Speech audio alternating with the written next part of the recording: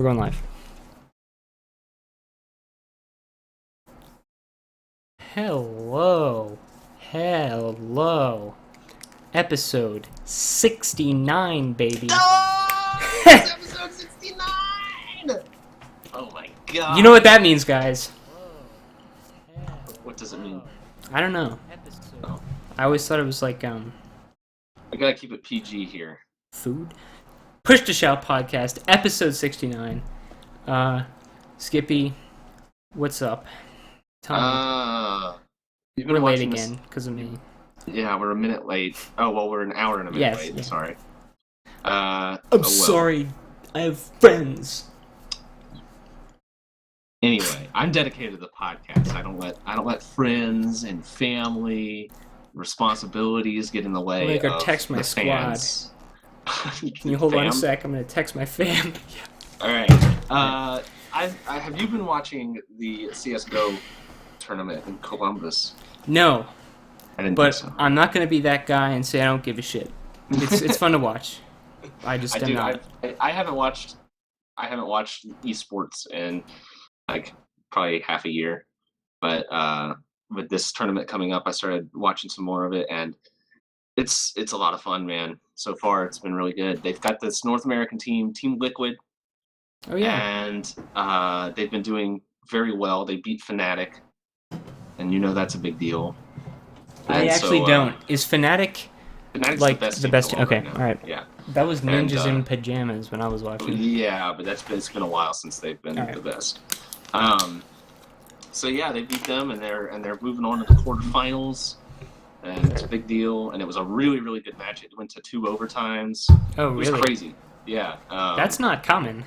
No, I actually I highly recommend going and watching that match, downloading it on CS:GO or whatever, because it was fucking awesome. Okay. I really, really liked that match. It's probably going to be the best one in the tournament. If I and also watched it's it, I cool. would probably just watch it on like Twitch or something because I don't. Well, whatever, yeah. But it's also cool that a North American team's doing really well, because that never happens. Yeah. But yeah, I sure. won't waste everyone's time with esports, but it is fun to watch. I really do like it, and I feel like I had something else to say about it, but I probably don't, because it's esports. Who gives a shit, right? CS:GO is funding my Dark Souls 3 purchase with that stupid sticker that I got ages ago. Did I say on the podcast? I got $15.01 exactly, off of basically CS:GO skins and stuff. Nice. Like not good ones, just ones that I just earned over time. It that adds were up. Yep. Because And I don't some care about that suckers will stuff. pay for it. Yeah, I know someone with like $100 knife or something like that, and they won't sell it, and I think they're crazy. But I I gotta be cool. guess. I gotta impress the fam on CS:GO. Yeah. But in more exciting, I guess more exciting. I bought and started playing Rainbow Six Siege. Really? Okay. It's good. That's right. It. I had thought that you had it because it seemed like your kind of game, but you didn't. And now I owned it for like an hour and 58 minutes, Okay, all right. and then I refunded it. Really? Why? Well, because it was $60, and it didn't feel like it was worth $60. What made you pick it And back up? It was $40. Okay. And it felt like it might be worth $40, because I know some people who still play it, and were willing to play with me. So I was like, fuck it, it'll be fun. Even if I don't like it that much, I'll at least get some time out of it. And I actually ended up liking it a lot more than I thought I would. It's hard as hell. Like even now, half the time I die, I'm just like, what the fuck? Yep. I don't know how that happened. It can be frustrating. Yeah, like almost the entire game is about like wedging yourself into like places where people can barely see you, but you can shoot out of like a tiny little hole or something. And once you figure out how to look for those and how to do them yourself, it starts to make sense. It's just like CS:GO skills don't carry over, and I kind of thought they would. I noticed that. Yeah. I thought that it was going to be a lot like it, but it really wasn't. No. It's kind of hard to pin down how it's different, but it definitely prioritizes like your aim. Yeah. I don't want to say it's like more tactical. I know it has more tactical features, but it's just more diverse, I think. Yeah, There's more I stuff think, you can do, more variety. No, I don't think it's more tactical. I actually would say CS:GO is more tactical from like a team strategy standpoint of like, I'd agree. what are we going to do? How are we going to throw these grenades? Stuff like that. It's simpler, but it's it rewards you for playing that way more. Yeah. Because Rainbow Six feels more like it's still team oriented, but like Now, it's relying on you and your individual skill to win. it could be that there probably are optimal ways to play Siege, like Definitely. perfect positions that are like, I don't know, in game theory they call it a mixed strategy, where you do something 1%, like you split yourself between different strategies, but there is still like a dominant set of strategies. It seems like that's possible, but because of the level I play at, I haven't played it in a while, but you can just run upstairs and wait behind a bed, just in a stupid place, just to try to trick somebody and get them, and it works, and it's cool. I don't know. I don't know if I'd ever want to play that game enough to get to like, super competition. I'm not gonna sit down and play Siege and for a hot gaming sesh, but it's cool for what it is. And I could see people getting into it at that level too. I know that they're trying to make it an esport or whatever, and I think there's some people who play it professionally maybe, but I'm sorry, I'm so distracted because my pants smell like fucking sour milk. Let me give you, okay, here's a story. One of the sketches, it's really distracted me. So, one of the sketches we did at our show required me to drink like fake cum into my mouth and spray it out, and it was half and half. 2 packets of half and half I had in my pocket, and in the sketch before it, I had to like squat down and put my hands like on my sides, and I wound up crushing a whole container of half and half in my pocket of these jeans, and it just it was all down the leg and everything, and I washed them. They still smell. Damn, dude. I have to take my pants off live on stream. I think that's what we got to do now. Oh, don't worry, you're not gonna. Really it's gonna be in the fucking mystery, but yeah, Things just all in the spirit.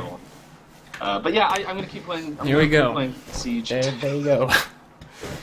I'm gonna keep playing. I can Siege. breathe.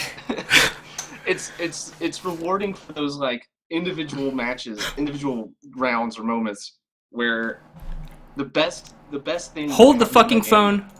Breaking news. Literally just broke. Cut Metal Gear Solid 5 story DLC coming out. What? I don't know if I should trust this. For some reason, I'm still part of the V group on Steam. I'm gonna fact check this, but okay, let me check it. You keep talking about whatever. This is exciting. Fucking see, but this is huge if it's true. Let me check. Okay, nope, it's fake. Okay, good. I might be able to. I might be able to show you guys. It was a Steam announcement, and it was a link to the source. And let me see if I can. I don't know if OBS will get it. Whatever. It's a fucking troll face. That's it. Nice. Okay, so I've been had. You know what day grand it is? total of 10 seconds. No, it's the fucking 31st of March. That gets me. It's not April Fool's yet, you stupid yeah, but if fucks. you really want to fool someone, you have to be on the 31st. So you really have to be on your toes on the 31st because it's just expected on the 1st. I don't like the way April Fool's has gone on the internet where people make it. Like I liked it. There was a time on the internet where the April Fool's jokes they tried to really trick people, and now it feels more like, at least with the major websites and stuff, they make it really, really obvious. Like it's like an onion style thing of like, oh, this is really obviously not true. And Obama like just took a shit on the steps of the Supreme Court. It doesn't have the same appeal. But anyway, what was I saying? Rainbow Six Siege. But what if I was just trolling all of you? And what if it actually is coming out? That would be a crazy swerve. I don't even know if I'd want that to come out though. It's like we've already been disappointed in the game. That's not going to make us any less disappointed, and I wouldn't want to pay the $30 that Konami would probably want you to pay for it. Yeah. Anyway, Rainbow Six Siege. It's worth it for those moments.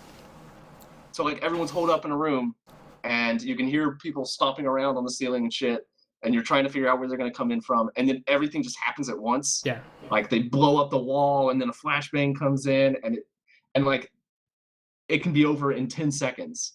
And I had one that was so quick and so confusing that they barely killed anyone. I think they killed like 2 people on the defensive team that I was on. They jumped in through the window, grabbed the hostage and jumped out of the window and won the game That'll because work. nobody That'll knew do what the it. fuck was going on. So it's cool. I'm glad that someone's making it a kind of like it's very unique. I can't really compare it to anything. I mean, it's 5v5, so you can compare it to Counter Strike, but it doesn't play the same. It doesn't have that same appeal. But yeah, it's cool. I like it. Yeah, it's a cool game. And it's on. Well, it's not on sale anymore. We should play that on sale. sometime because I haven't Yeah. played it in a long time. I'm Yeah. willing to get back into it. On my end, not much new. Made some substantial progress on the Earthbound commentary. I'm just gonna keep plugging away at that. I'm enjoying the process a lot more than I thought I would. I've been taking like many pages of handwritten notes, and I'm having a lot of fun making this video. So, I hope it turns out well. And what else? I played something. Can't remember what. But I played it. Cool. I'll remember. Probably. Oh, Resident Evil 5! Okay. I started playing Resident Evil 5 with a guy named Carlos. I do Beef Tart Asscast with him. And, okay. So, I have only played Resident Evil 4 and, like, some of the remake of the first one on PC. I heard Resident Evil 5 was going to be silly. I had no idea it was going to be that silly. Like, I am having so much fun playing co-op Resident Evil 5. Like, it is fucking absurd. Okay, tell me if this sounds like classic Resident Evil. 5, is this the one that like? It's the one in Africa. Yeah. I've heard very good things about that co-op. Yeah. You gotta play with somebody. You Yeah. have to. Like, somebody who hasn't played it yet. Well, I haven't played it yet. I'm not going to spoil much, because the silly moments are what really make it. But there's... Okay, tell me if this sounds like classic Resident Evil to you. A turret section where you and a partner are manning Gatling guns on the back of a truck, blazing through the savannah, gunning down zombie black people on motorcycles. So is it so bad? Hundreds good, and hundreds. Or is Yes, it good despite absolutely, itself? absolutely, Okay. so bad that it's good. Well, the game itself is like playable and fine. Yeah. The game works. So it's just the story. Right. It has no pretenses of what it is. It doesn't play it for laughs, but it's just so over the top That's that pretty good. yeah, it's great. Have you ever seen that? They came out with a Cabela's game. Yeah, where and you it just slaughter a bunch of Yeah. animals. The guy who made the video, like a video of it went viral, and like the game had been out for a while, I think, by the time he made it. But it was just it was literally just a few minutes of gameplay of the game, unedited, and it went viral because nobody realized the game existed or was like that. And that guy was in ABF. His name's Combine Assassin. He's pretty cool, but he he just made that video, and I was watching it and just like. Those games have always been ridiculous. If you ever played like the arcade version where it's like a bunch of animals run out at once and you have to try to shoot as many as you can for points. But that is a whole. Those were always like Call of Duty. Those were always the most expensive games in the arcade. Yeah, they're ridiculous. The Cabela's games, or in like the whatever Turkey Hunter Deluxe 2003 edition, they play that stuff professionally and shit. Like people make money for that. They do tournaments with prizes, and they were live streaming one a couple months ago, and at these tournaments, I think they hold them at bars or something, and so everyone's drinking, including the people playing. Okay, the game. all right, that's cooler. That's cooler. I thought it was like serious competition. I think I heard that they had maybe to, like, it is, kick one of the drinking. I don't know. It's probably a combination, but I heard that they actually had to like kick out one of the players or something like that because he was so drunk and disorderly. So yeah, it actually sounds like a pretty cool. Yeah. Well, they always fucking. It's the dumbest stuff they get you with because they want you to keep putting money in, and so they want you to lose. So they'll always put like a buck right behind a doe. Yeah. And so it looks like the antlers are there, but oh wait, it's actually just one in front, and the people who play it all the time know exactly what's gonna happen. They probably have like studied frame data, and they know that. Okay, but well, if you're playing the first time, it's bullshit. Yeah. I always liked God, did you ever have like a favorite game in an arcade? Yeah. We never had like an arcade or like a dedicated arcade, so I never played that many of them. So I'm just gonna say no. I never had one near me, but like in Ocean City, Maryland, my family would go up there for vacation all the time, and they had just a shit ton of arcades because that's what you have in tourist beach towns. And I loved Time Crisis. You ever play that? Oh, That maybe game was so cool. that's a light gun game, right? Yes, it's Yeah, Time Crisis 2 I and think I've Time played it. Crisis 3 I played. Time Crisis 2 was like the feedback in the guns, they like recoil when you shoot, Yeah, and you push the pedal down to like peek out and start shooting, and then you duck behind cover. It's really cool. Um, Sometimes there were these red enemies that are most likely to shoot you. Most of the time, they just kind of miss you all the time and let you yeah, kind of pick them off. But sometimes a red one will pop out. But you still always had enough time to react if you were really being attentive. yeah. So it felt like a fair light gun game, which is hard to find. It's hard to find any fair arcade games in general, Yeah, to I love me. Time Crisis. I got that on the PS2. They made a PS2 version of Time Crisis 3, and I played the hell out of that. I wish I still had that. That was a cool game. I had the PS1 version of San Francisco Rush, which San was a Francisco, pretty good what's game. that? It's an arcade racer game Mm. taking place in the streets of what looks like post-apocalyptic San Francisco, I guess, or like post-earthquake maybe. Like there's highways that are down and they form ramps and stuff, and it's super fast-paced and ridiculous and really really hard. I remember like really struggling with it. And the main thing I remember is when you're choosing your cars, you basically choose how fast do you want to go. Like it's like here's the minivan, here's the compact car, here's the race car, and here's the extreme prototype car. And when you choose the extreme prototype car, a guy comes on the thing and says, "It's dangerous," and it like flashes red, like dangerous car. And I was always afraid to choose it because it was so hard to control. The arcade games, like that's the thing. Like you get in a racing arcade game, and part of it is just like, well, you never know how it's going to control, but like those things are hard.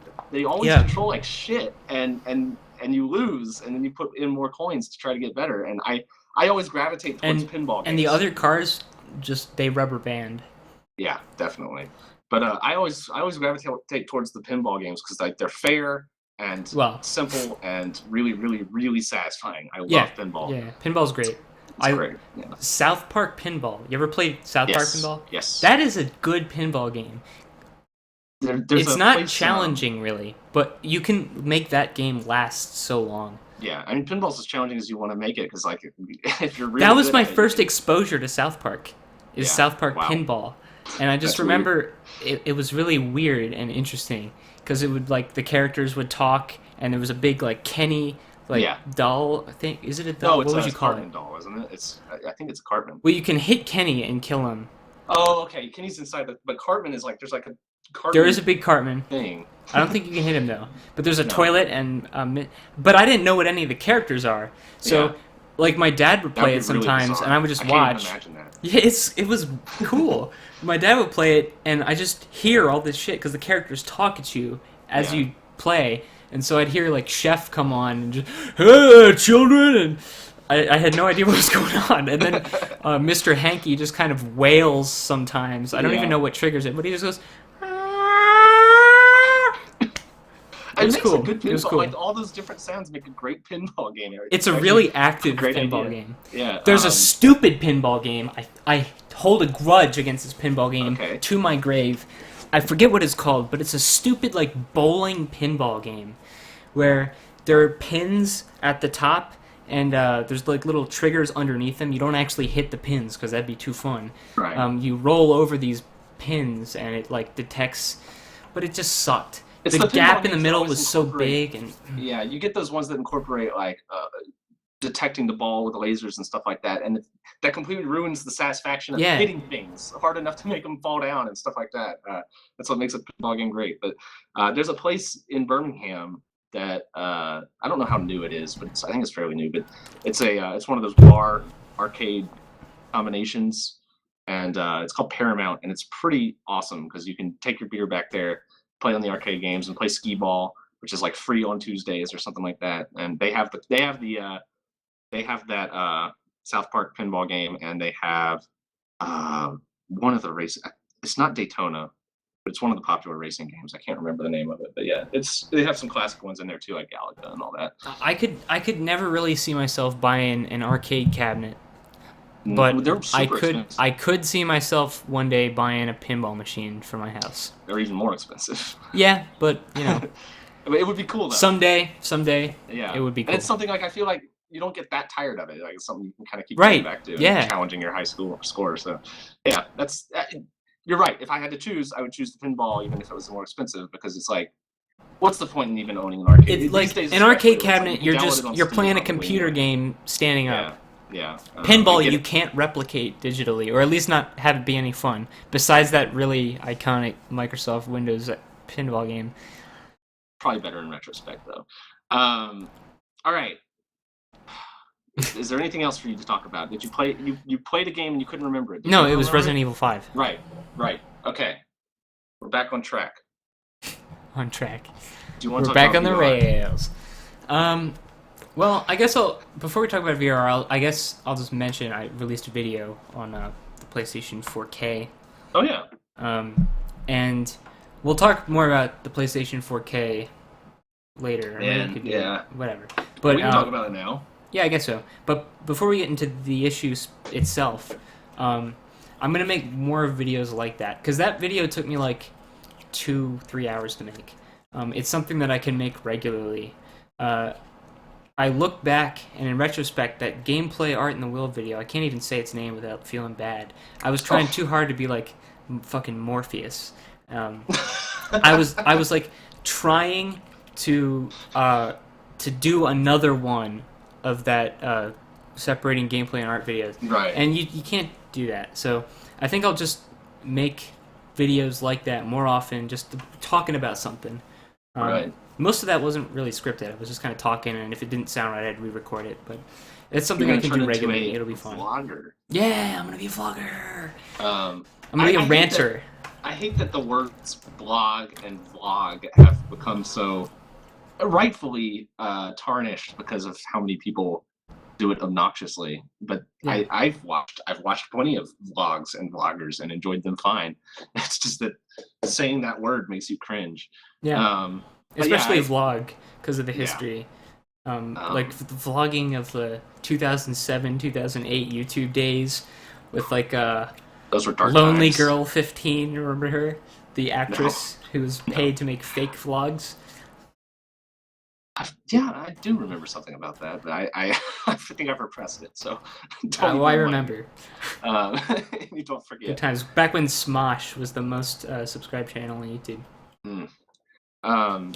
Anyway, let's talk about PS4K.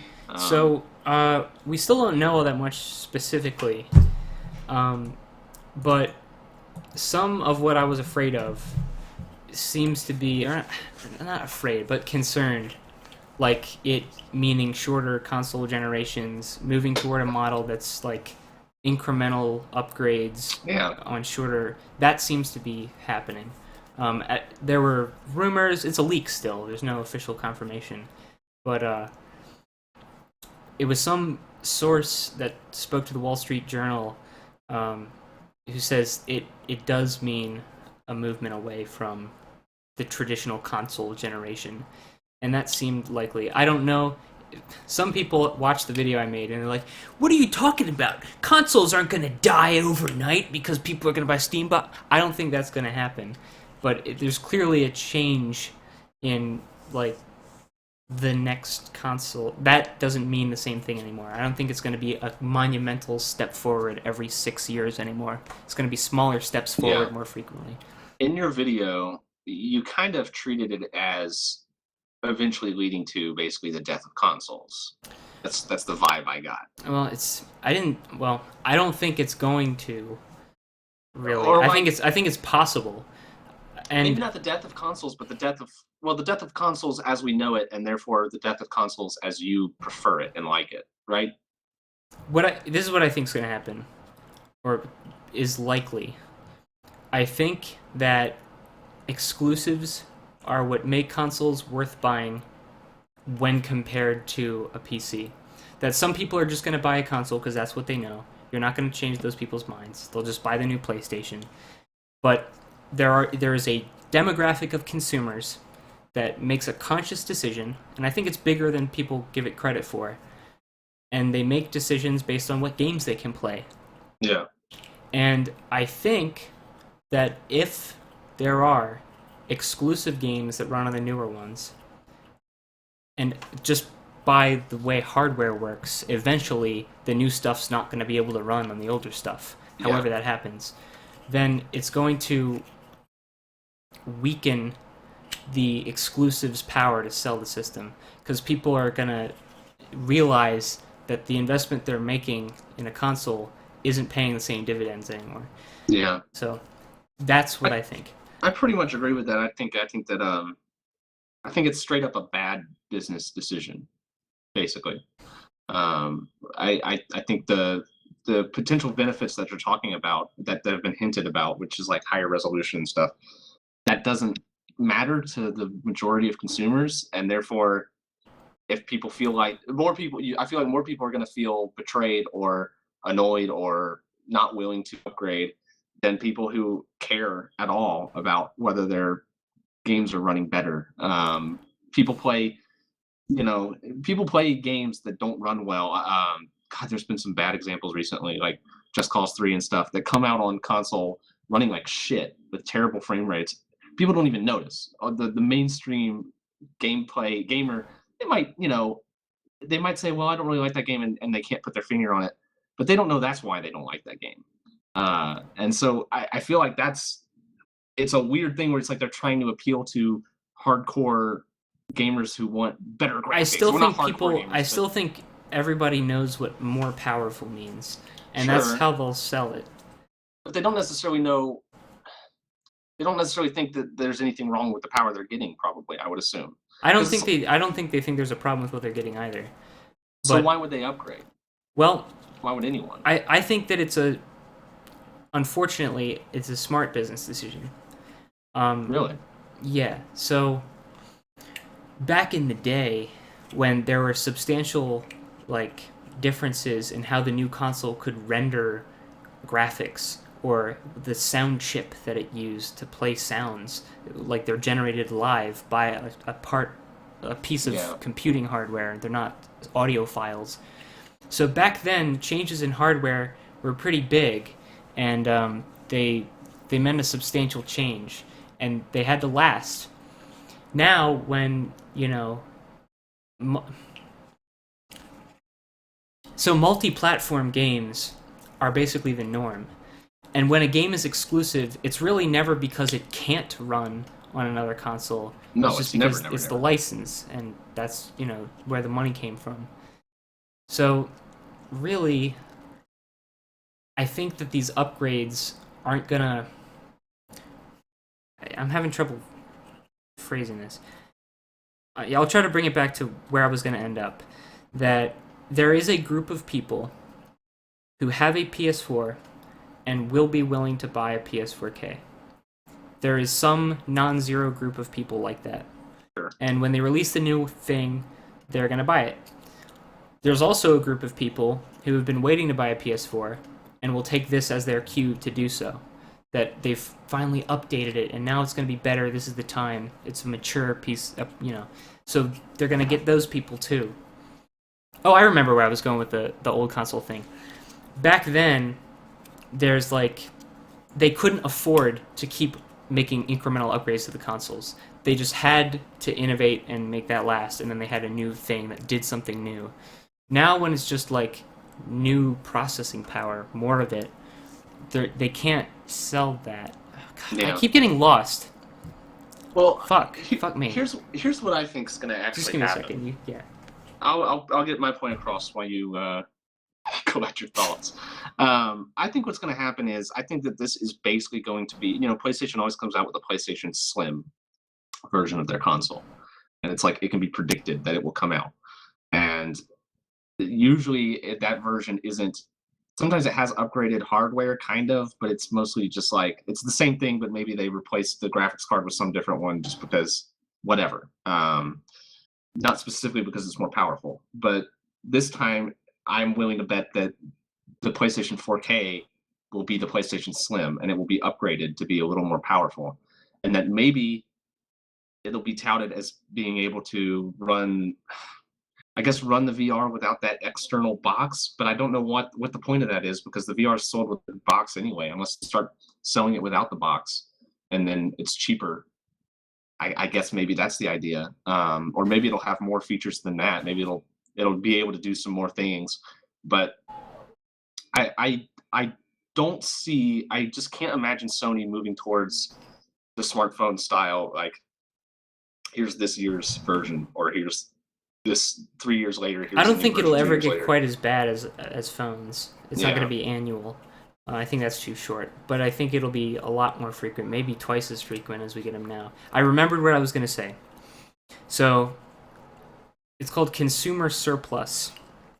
There's like a certain amount that consumers are willing to pay for something, and if the price isn't like always exactly adjusted to what every individual person's going to be paying, then there's like this gap. So some people would pay $600 for a PS4 because they want one that bad, but most people wouldn't. So it's priced at $350, and so the person who values it high still pays a lower amount.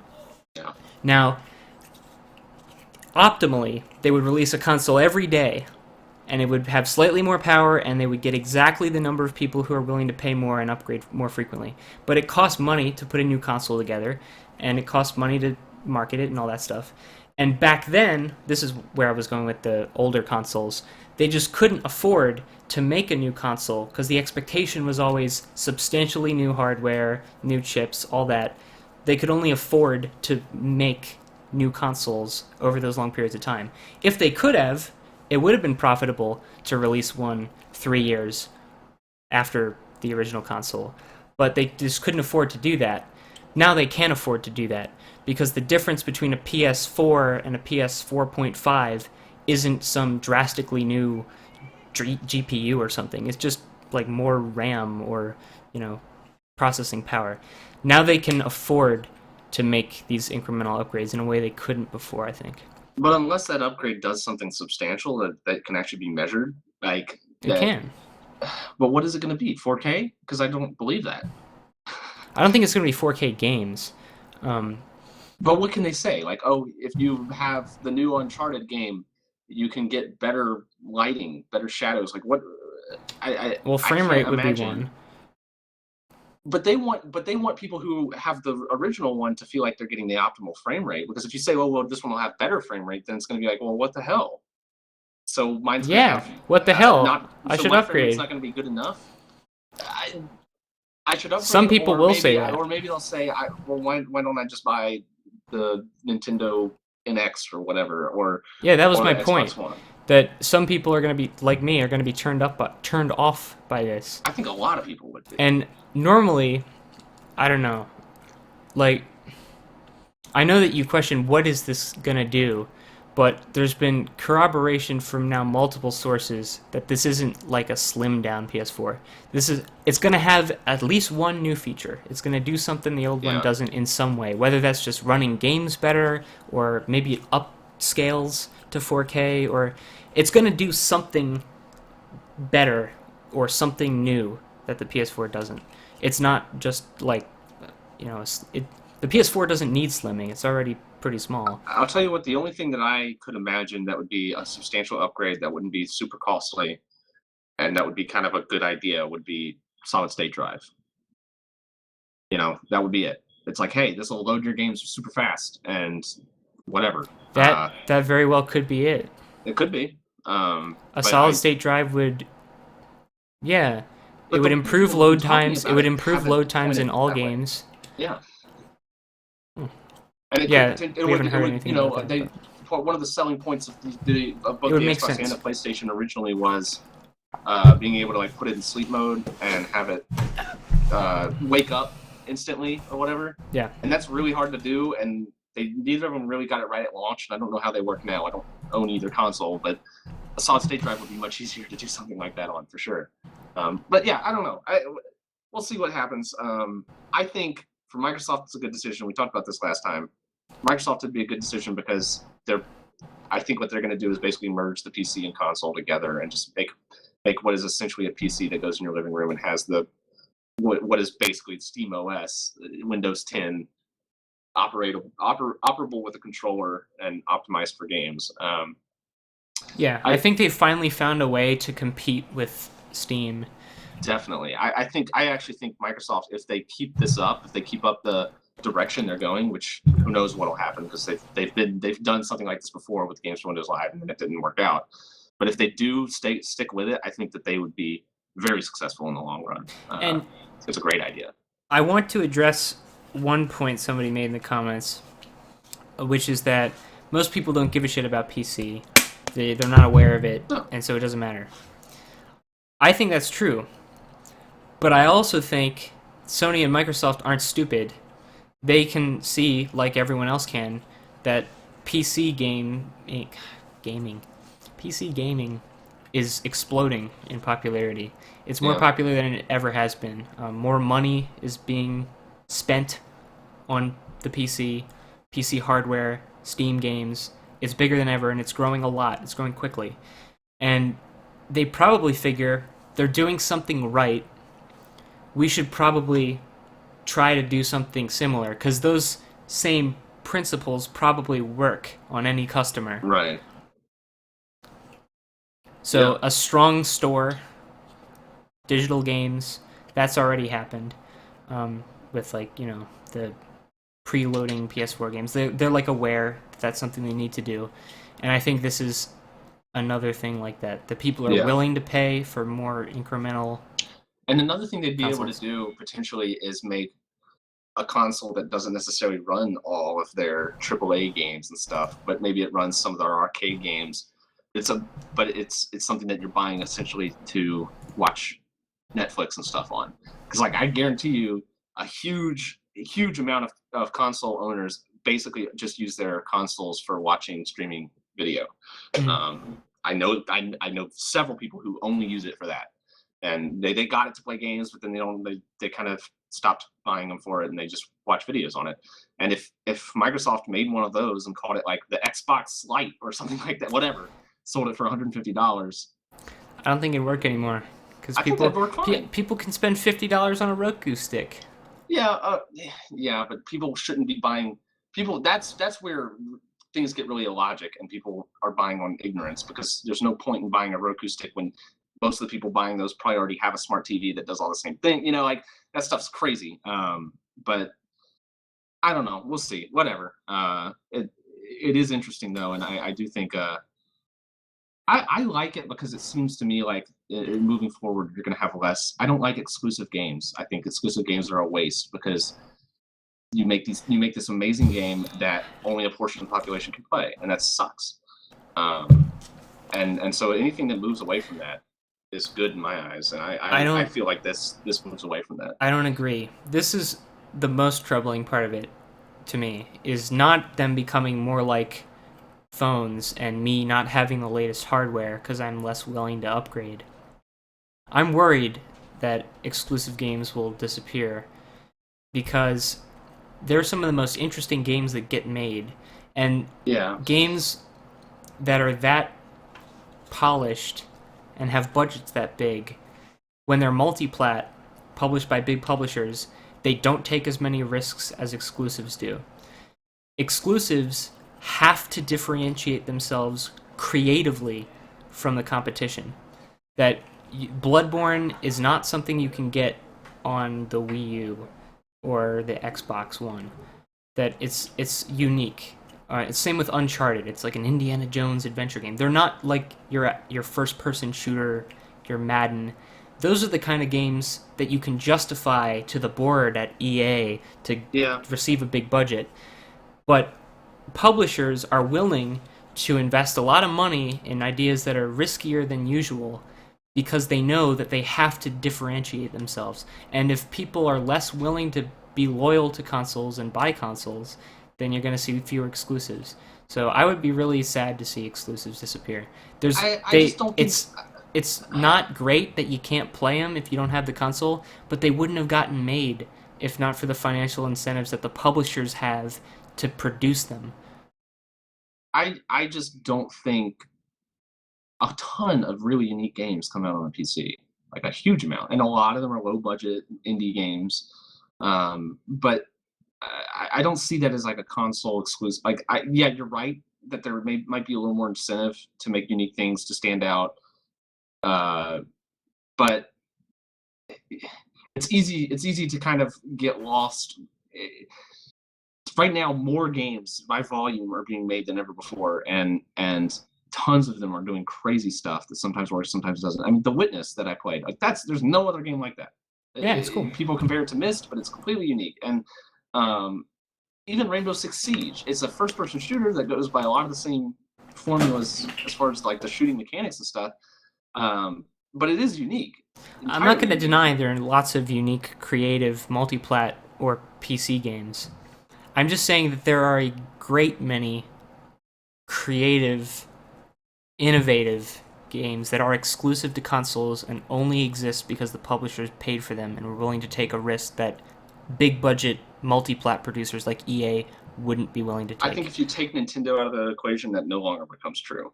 You think? So yeah. Uncharted, Halo, Uncharted, Bloodborne. I mean, how original is Uncharted? Really? It's not that it's super original, but it's at least like somewhat different than your average. Somewhat different. Shit. It's a well-made adventure thing that you don't see that made in a high budget usually. But it does. Or ever on that production scale. Didn't The Last of Us come out on PC eventually, or is it still PS4? PS3, okay. PS4. But I just feel like I don't know. It's original, but it's not. I mean, I don't know. I wouldn't cry if those games disappeared, but I think they offer something, and I don't want that to go away because it's not like you're gaining anything when they go away. You're just losing exclusives. Yeah, maybe. I feel like those games will still get made. I don't know. Yeah. Naughty Dog makes a unique kind of game, and Naughty Dog is exclusive to the PS4. But there's plenty of developers like that. And who's to say if the PS4 disappeared tomorrow that Naughty Dog wouldn't still make the kinds of games they do just for other platforms? I think they would. I think people would be willing to. Naughty Dog probably could. That it works, first of all, but that there's a place for that, and I don't know. I come back to Destiny in my mind. That Bungie went out on their own. They got a huge amount of money from Activision, and they made a bland, soulless piece of crap. Sure did. And they were brilliant. Like, I'm not saying that the case proves some rule, but I just think that there's more of an incentive to differentiate the game you're making from your competition if it's an exclusive. Maybe. I don't want to make a point stronger than that. I think I'll just leave it at that level. That there are incentives in place right now that make certain exclusives unique and happen. I think it's a good argument. I'm not sure I agree just because I think there's publishers out there, including even EA, that are willing to make change. I mean, EA's hell. Really? Yeah, they're making indie games and stuff that they made a big deal out of it on the last like that's what's that Yarn game? Yarn game. It's like a 2D platformy kind of atmospheric art. I don't know how good it ended up being, but they made a big deal out of saying like, okay, look, we're trying new things. We're giving chances to unproven developers, and I don't know. I mean, it hasn't come to fruition yet, but maybe it will. Maybe it won't. I don't know. There was a time when EA was making tons of unique games for all the platforms, and then they stopped. But then they stopped making money too. So we'll see. We'll just see how it goes. Yeah, right now it's. I totally admit that it's speculation, but there are possibilities in front of us. Some of them concern me. The bottom line is that personally, the selfish side of me says, well, I wouldn't lose anything from exclusives going away because I can play them anyway because I don't own any of the consoles. Yeah. So it's like if there's even a chance that those developers would start making stuff for the PC instead, great for me. And I think a lot of my distaste for exclusives falling out of vogue just comes from how much I love Bloodborne. Yeah, but okay, yeah. I was about to say Bloodborne is basically a Souls game, and Dark Souls 3 is coming out on PC. Yeah, but Dark Souls wouldn't exist without Demon Souls. Without Demon Souls, which was exclusive. Yeah, you're right. All right. So anyway, yeah, there's lots to think about and not many answers yet. We'll find we'll find out. I sure am glad Metal Gear Solid 5 wasn't exclusive. I would have had to buy a fucking PS4, and then I would have been super disappointed. Although I still loved that game, but still. All right. I can't say I love that game. I love it. Okay, man. VR. It's a great game. VR. The Oculus Rift came out this week. Oh. Officially. Okay. If you pre-ordered it, I think you get a copy. You're supposed to get a copy Tuesday or Wednesday or something, and they're going to be rolling it out to people who ordered copies. I don't know exactly how it works, but they're not in stores. They probably won't be for a while. But people have had a chance to go through their store, the Oculus store, and look at a bunch of games. And I gotta say, it looks like garbage. Really? The software side of things, yeah. The product, everything I'm hearing is like, yeah, it's fine. It's what do you mean the software side of things? The quality of the games and the way that they're being sold. Like VR. So like Oculus comes with the store it's like a Steam interface basically. Okay. And there's a bunch of what seem like, I guess they're Oculus exclusive games. You can't get them anywhere else, and you can't play them without an Oculus. And it's just a huge list of garbage. Okay, total garbage. That sounds totally plausible. Yeah. Yeah, I just wanted to check, because really, what would make me want to buy it is like VR compatible games, like playing a game that I already have played. Elite Dangerous. I want to play that in VR. Yeah. Maybe a horror game. We talked about that, I think, on Skype after the last show, right?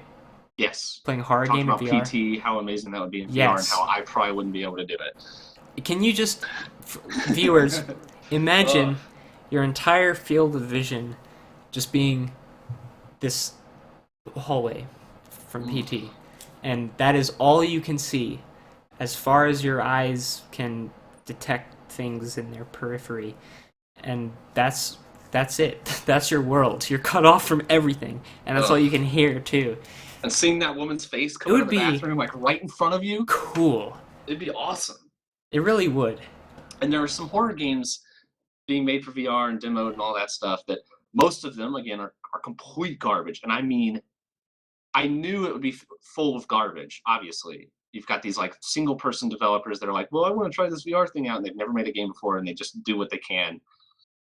But I'm shocked at the quality of some of the stuff that's being sold for money, just based on what I've seen from like streams and stuff of people playing these things. And it just feels like, so what it feels like is even for the games that had a big team and were being kind of played up as being like, okay, this is going to be an actual game, not just like a tech demo. Even most of those feel like it came from this point of like, okay, well, we have to make a game for VR. What are we going to do? And then they build the game around VR without thinking, how do we make the game actually fun? Yeah, it's like it's like they're making the game for a 10-minute demo, and you're supposed to say, well, that was cool. But if you own it, then what the hell are you going to do? You're not going to play it again because it's not fun. It was just interesting that one time. And that seems like what 99% of the games coming out for the Oculus are. Is just like, this is a tech demo that's fun for a little while and that's not worth owning or buying. It's weird, and I expected that, but not to this level. Where I don't know if there's a single VR game that I've seen that I feel like, oh, I want to own that and play it. It's just kind of like, I want to try that. Is all I think about when I see these games.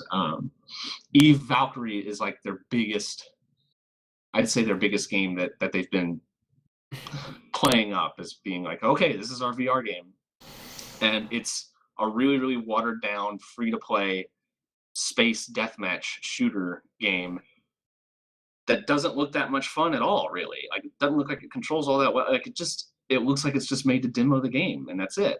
And Yeah. It it's weird. sounds, I don't know. Because I'm trying to think, why would they bother just putting out a catalog of shit that nobody cares about? And I think it's because they're they said that they're not selling the Oculus at a loss, right? They're at least breaking Sony even. said that they weren't selling theirs at a loss. I don't know about Oculus. Well, okay, I so don't think Oculus, they are. if Oculus is making any money on the hardware, it's probably not much. That's why they had to Right. bundle a bunch of crap. Yeah. And so, if they want to make money, they're probably thinking we want to sell people the VR hardware and they'll want to play a bunch of VR games that we sell them on our store that we make a lot of money from.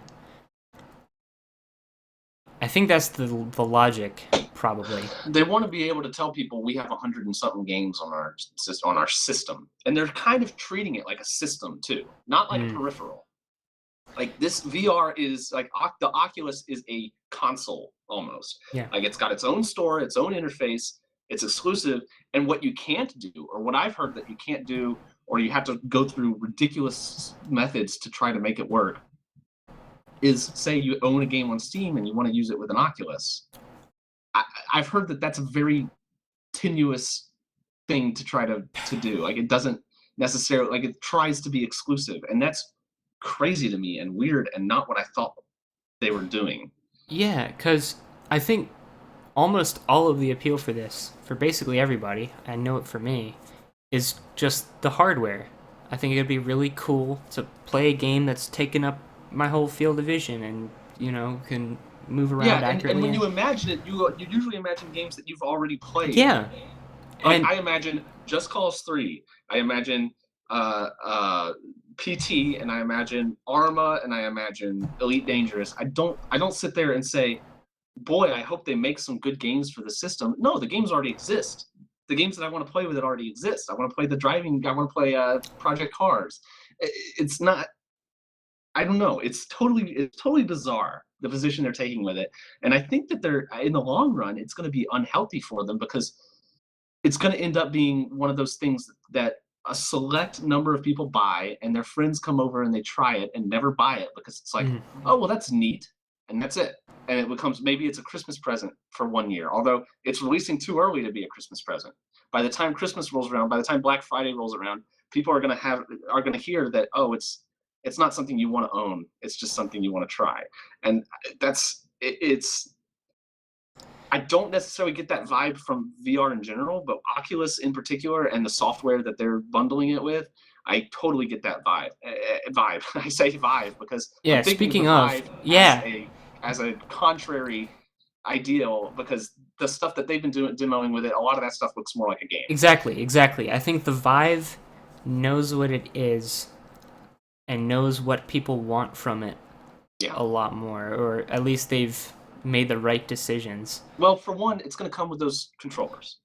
Yeah. And from what I looked at the Oculus stuff, that stuff looks like it'll help a lot.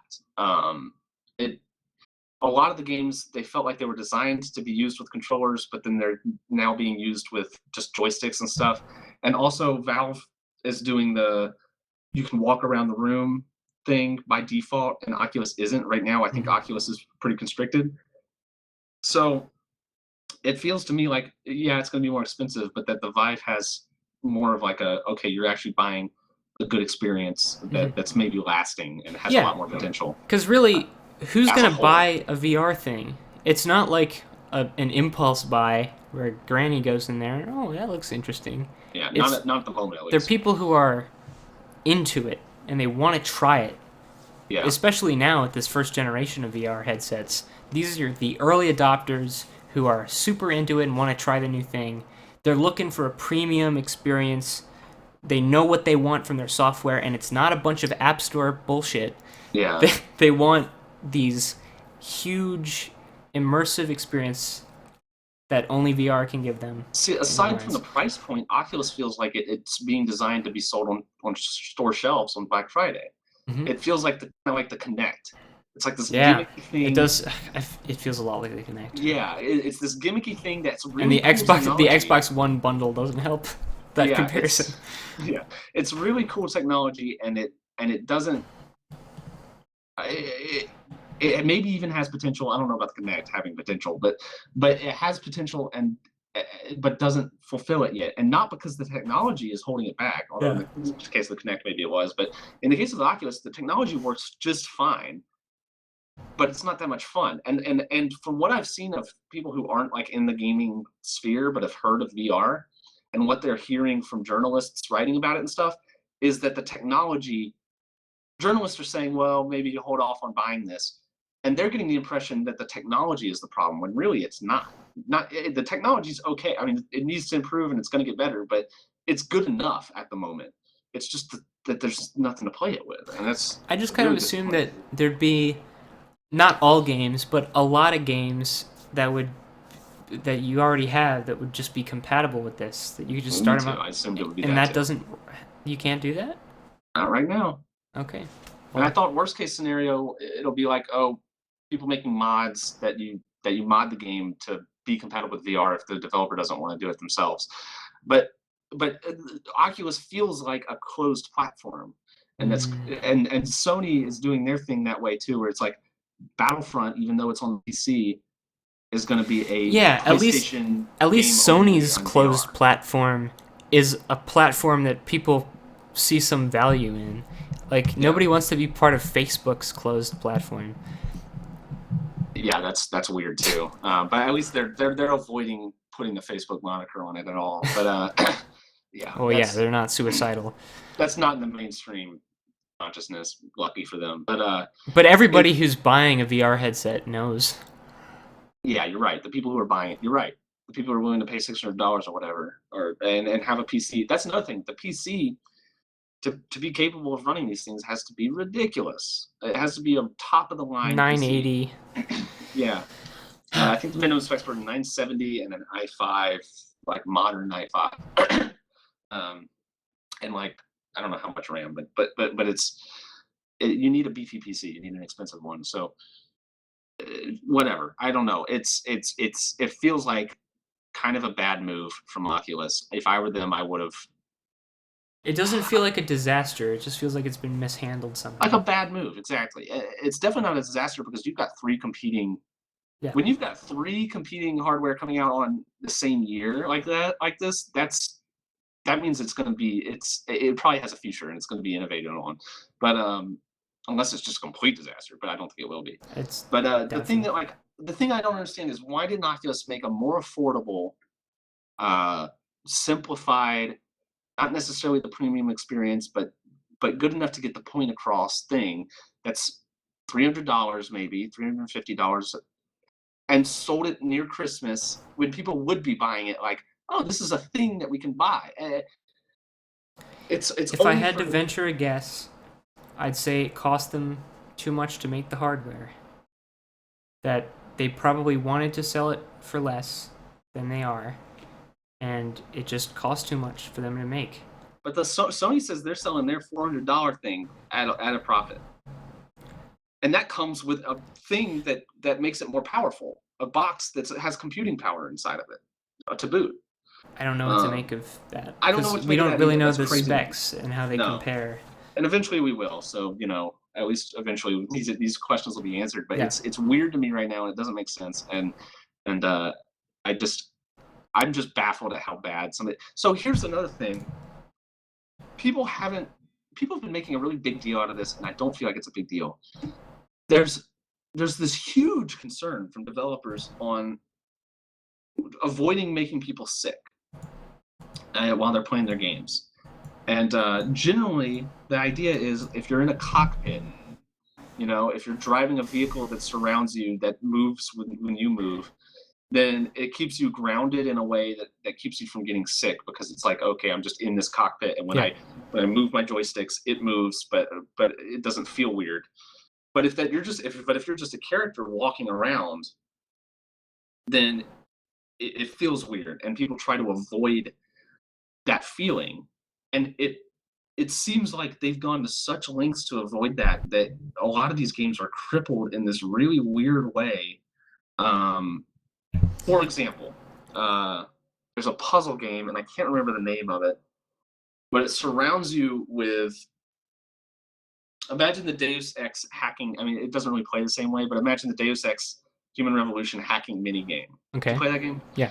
But it surrounds you, and you're hacking into cores and stuff.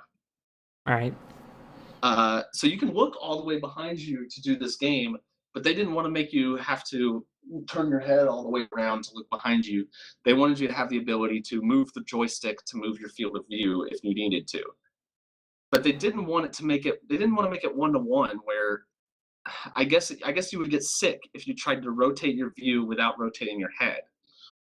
So they did. So the middle ground that they settled on was that the screen fades to black, a little symbol appears with a little arrow on it, Oh. and it's in an octagon, and the arrow moves one notch to the right or one notch to the left, and then it fades out of black, and you're looking 30 degrees to the left or 30 degrees to the right.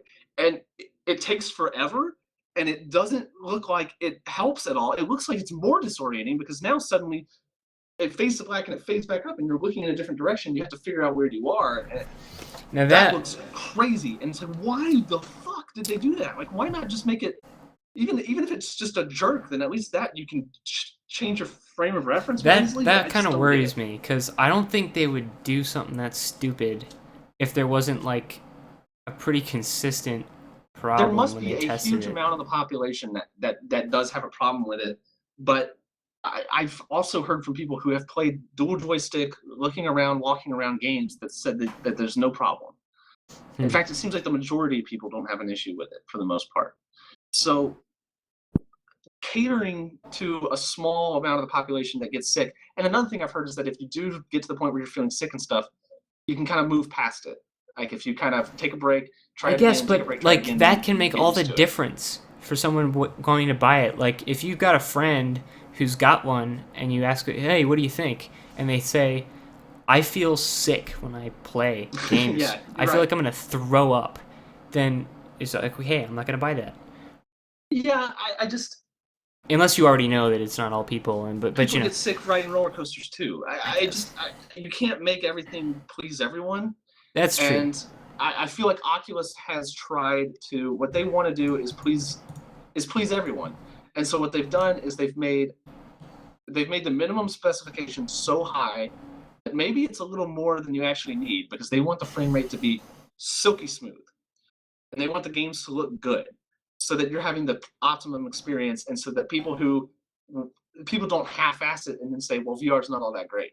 Yeah. They want to avoid that issue, and I understand that, but it feels like they've gone so safe with it that it's ruining any kind of initial innovation, the kind of thing that people thought would be really cool, and kind of it, it's almost like they've disallowed you to do interesting things based on this idea that some amount of the population isn't going to like that stuff. And I get it, but it feels It's I not don't something know. I'd buy.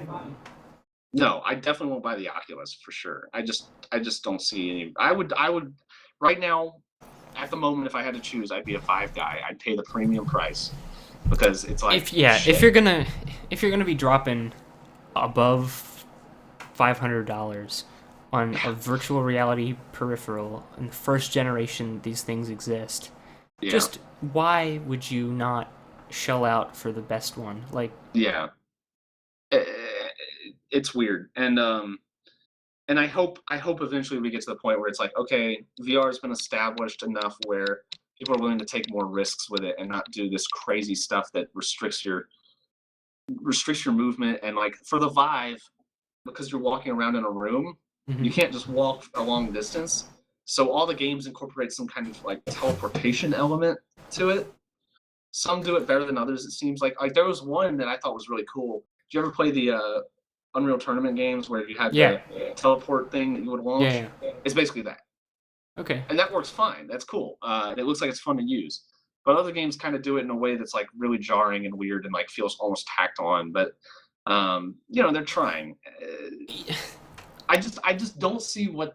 like I haven't tried it yet, or I have tried it. I've played Oculus Rift with a mouse and keyboard and a game that you could walk around and look around in, And you're fine. and I was absolutely fine. Okay. Or maybe it was with a controller, but either way, it worked fine for me. So I guess I'm not one of those people. So I'm more baffled maybe than some people are about like, why the fuck are you restricting the movement in this really weird way and making it? It's crazy to me. And there's videos of people playing like Team Fortress 2 with the dev kits where they're using a mouse and keyboard and they move the gun around separately from the head and they're not having any issues. I want to play Portal in VR. Sure. That'd be fucking cool. They have a game that's in like the Portal test chambers, but I don't think it's based on portals. But that's kind of what the game is. I think it's for the Vive, and I don't know if it's developed by Valve or like co-developed or anything. But it looks kind of polished, and it's like an infiltration game where you're kind of like stealthing through an office. And that's the one where you shoot the little teleporter. And another thing you can do is like you have like a thing on your wrist or in your hand that I think if you shoot the teleporter and you look through like a little circular thing on your hand, it'll show you the perspective of where your little item is. Yeah, that's pretty cool because that's not a concession.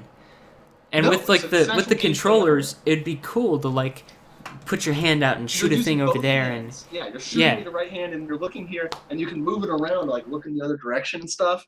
And that's like Portal kind of. It's that same look to it. And then another cool thing is like you pick up throwing knives and you hold them in your hand with like some kind of. It's got like some technical device to excuse all this weird stuff, and you can throw the knife by actually flicking it at things. That's cool. I guess you let go of a trigger or something like that, and it's 1-to-1. Like it throws where you're actually trying to throw it, and it looks like it's actually easy to use and works really well. And that technology has definitely improved past the Wii. It would be really bad with a Wii because of the jerkiness of it. It wouldn't be 1-to-1. It would be really weird. And that's the kind of stuff I'm excited for. And it almost makes me not even want to buy a headset if it didn't come with those controllers anyway, or if like I would have to buy those controllers because it looks like the coolest stuff is like the surgeon simulator and stuff like that, where it's like, you should look up the videos if you haven't seen them. Using two hands, you pick up one item, you put the other item in the other item, you throw it wherever you want. And it looks so easy, and it just looks way better than I thought it would. The technology is very impressive.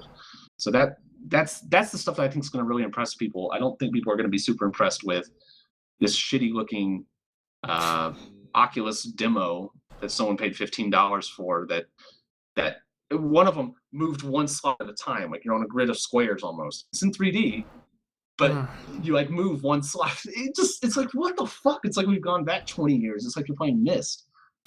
It's crazy. Anyway, enough of that.